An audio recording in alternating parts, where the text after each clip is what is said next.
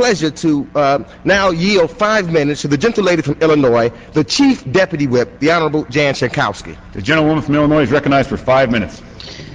I thank the gentleman for yielding. Mr. Speaker, I rise on behalf of my constituents in Illinois to say as strongly as possible for myself and for them that we reject President Bush's decision to deploy more than 20,000 additional United States combat troops to Iraq. Tragically, the President and his administration are dealing with an Iraq that exists only in their imagination.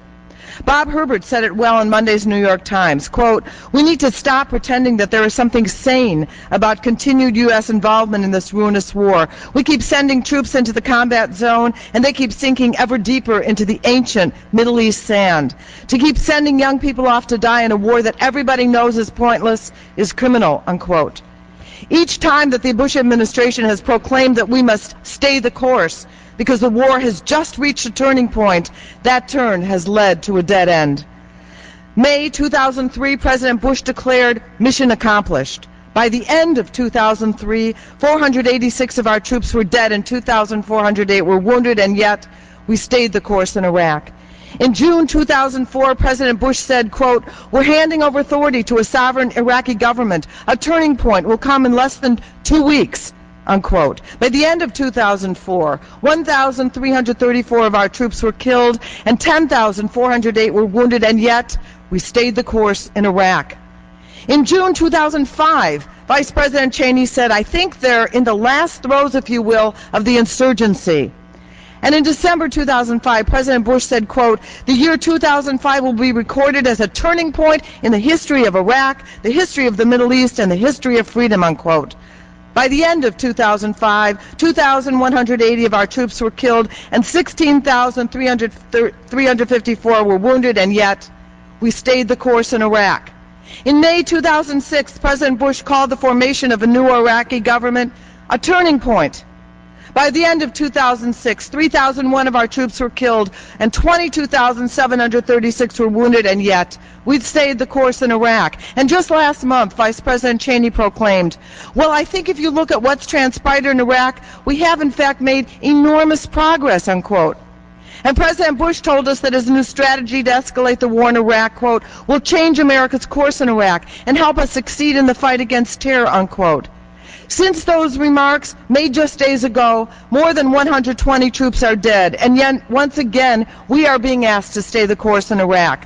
My colleagues across the aisle want to characterize this troop increase, the fourth escalation, as a new direction.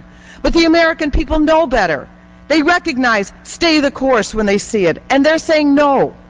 And the administration continues the charade that if you don't support this war and this escalation, then you don't support the troops. Shame on them. It is they who have failed to serve the troops who have served us so well. From day one, our troops were sent into the war theater without the proper equipment to maximize their safety. Families have bake sales to buy their loved ones better vests and helmets.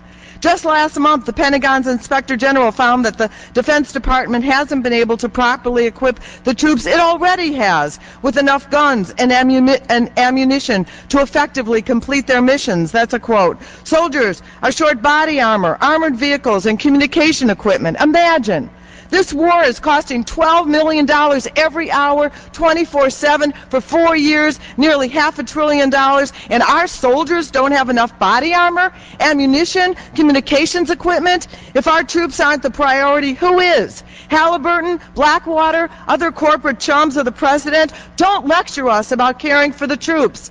The executive director of Iraq and Afghanistan Veterans of America recently said of our returning soldiers and Marines, quote, "And when they come home, there aren't nearly enough transitional care services, job placement, transitional housing. It is just not there," unquote. $12 million an hour to wage this war, and our veterans are returning home without the proper care they need? Our support for the troops compels us to oppose this war and this escalation. Of the terrible options the President has left us after 4 years, the absolute worst is to continue to send our young men and women in uniform to die in the meat grinder that is Iraq, and to put them in the crosshairs of a civil war. Speaker Pelosi has said that our goal is to end this war. We can begin right here, right now, by passing this resolution.